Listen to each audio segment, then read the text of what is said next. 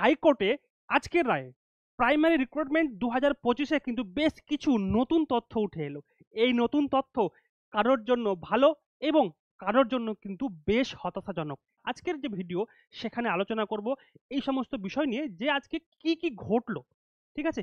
এই যে রায় হয়েছে সেখানে অনেকেই খুব আনন্দিত এবং অনেকেই কিন্তু সত্যিই খুব দুঃখিত।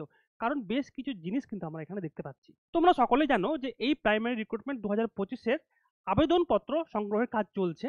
মোট যে শূন্যপদ রয়েছে সেটি কিন্তু 13,421টি। এই আবেদনপত্র গ্রহণ কিন্তু চলছে এবং এর তারিখ কিন্তু খুব শীঘ্র শেষ হবে। এবং এ খবরও জানা গিয়েছে যে ডিসেম্বর মাসের শেষ সপ্তাহের মধ্যেই কিন্তু শুরু হবে প্রাইমারি রিক্রুটমেন্ট 2025-এর ইন্টারভিউয়ের প্রক্রিয়া। কিন্তু এর মধ্যে এই রায় কিন্তু এনে দিয়েছে অনেক হতাশা অনেকের মধ্যেই। চলো আমরা বিষয়টি আজকে তোমাদের সামনে ভালো করে ক্লিয়ার করে বলি। এখন অবধি প্রাইমারি রিক্রুটমেন্ট 2025-এ মোট 56,235টি আবেদন জমা পড়েছে। কিন্তু এর মধ্যেও কিন্তু অনেক আবেদন সেটা বাতিল হবে। কেন বাতিল হবে সেটা হচ্ছে গুরুত্বপূর্ণ। আজকের রায়ে আমরা সেই বিষয়টা জানতে পেরেছি। প্রথমত সবচাইতে বেশি গুরুত্বপূর্ণ দেখো, 2022-এ যে টেট পরীক্ষা হয়েছিল অর্থাৎ ডাব্লিউবি প্রাইমারি টেট, সেখানে ডিএলএড এর পাশাপাশি বিএডদের কিন্তু এই পরীক্ষায় বসার সুযোগ করে দিয়েছিল প্রাথমিক শিক্ষা দপ্তর।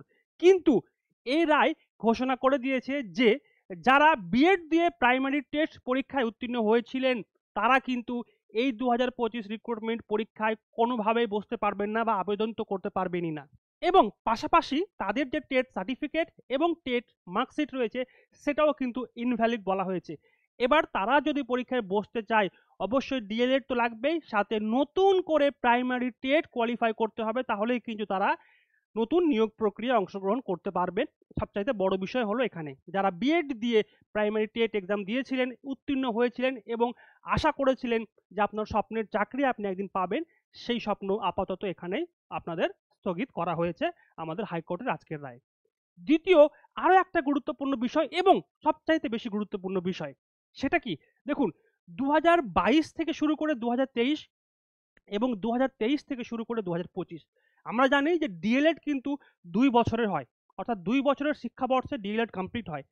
তাহলে দেখা যাচ্ছে 2022 থেকে 2024 2022 থেকে 2024 শিক্ষাবর্ষে যারা ডিএলএড কমপ্লিট করেছিলেন তারাও টেটে বসেছিলেন। কোন টেটে? 2022-এর টেট পরীক্ষায়।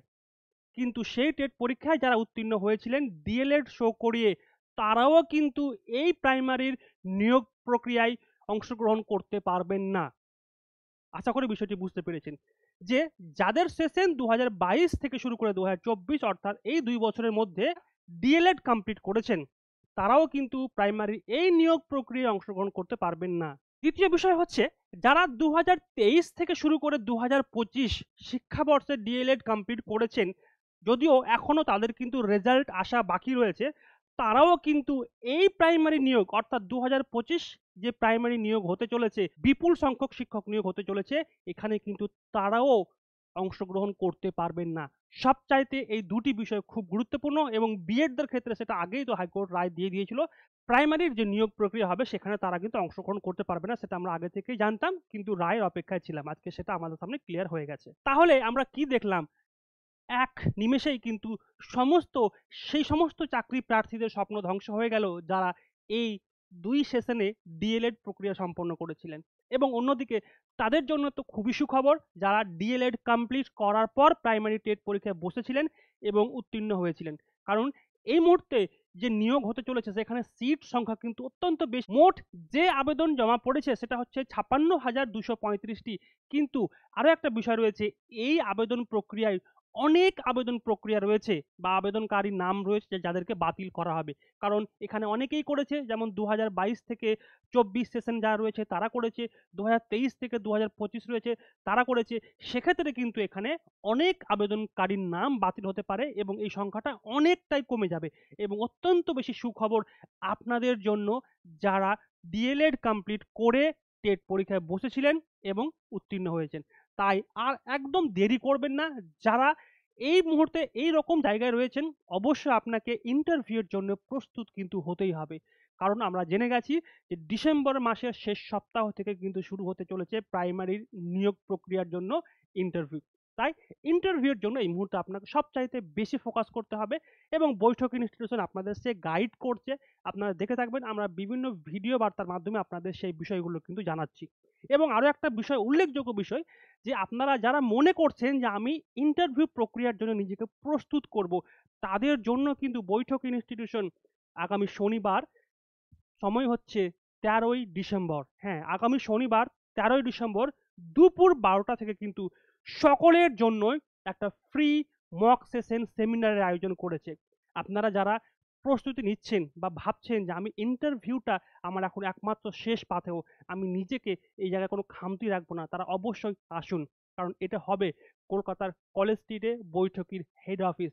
তো যারা মনে করছেন যে আমি এই সেশনে জয়েন করব, অবশ্যই নিচে ফোন নাম্বার দেওয়া রয়েছে, সেই ফোন নম্বর অবশ্যই যোগাযোগ করুন, সমস্ত ডিটেলস আমরা আপনাকে বলে দেব।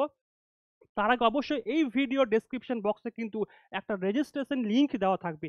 এই লিংকে আপনি অবশ্যই আপনার নাম নথিভুক্ত করুন, কারণ আমাদের আসন সংখ্যা অত্যন্ত সীমিত।